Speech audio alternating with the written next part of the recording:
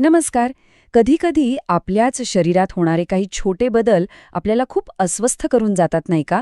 आज आपण अशाच एका सामान्य पण तितक्याच त्रासदायक समस्येबद्दल बोलणार आहोत. मूळव्याध आणि भगंदर. पण अजिबात घाबरू नका, कारण निसर्गानेच आपल्याला यावर काही अगदी सोपे आणि प्रभावी उपाय दिले आहेत, जे आज आपण इथे जाणून घेणार आहोत. सगळ्यात आधी आपण याला आजार म्हणणं सोडून देऊया. याकडे आपण शरीरातलं एक असंतुलन म्हणून पाहूया. आयुर्वेद सांगतं की शरीरातली उष्णता वाढली किंवा मग वात, पित्त, कफ या दोषांमध्ये काहीतरी बिघाड झाला की असे त्रास सुरू होतात. आणि यातली सगळ्यात चांगली गोष्ट काय तर हे बिघडलेलं संतुलन आपण नैसर्गिकरित्या पुन्हा साधू शकतो. खरं तर हा त्रास अनेकांना होतो, त्यामुळे यात काही घाबरण्यासारखं किंवा लाजण्यासारखं नाहीये.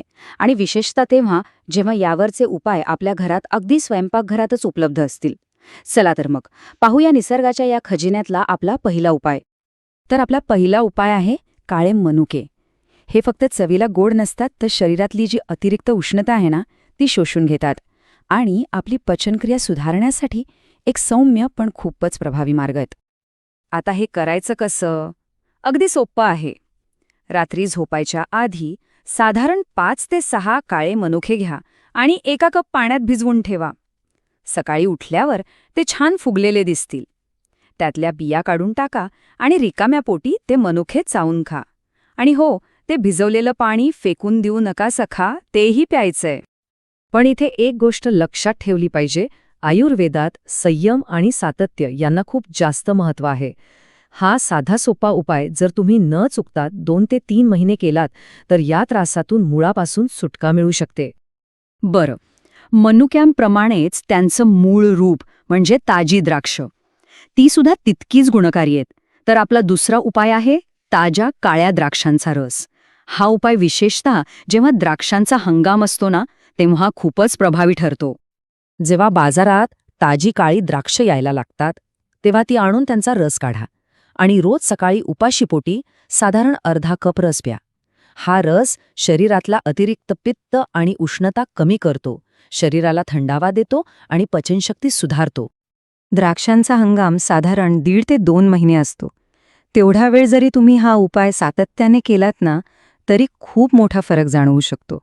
बघा, निसर्ग आपल्याला प्रत्येक ऋतूमध्ये काही ना काहीतरी खास देतच असतो. आपल्याला फक्त त्याचा योग्य वापर करता आला पाहिजे. चला, आता आपण वळूया आपल्या तिसऱ्या आणि कदाचित सगळ्यात शक्तिशाली उपायाकडे, आणि तो म्हणजे मुळ्याचा रस.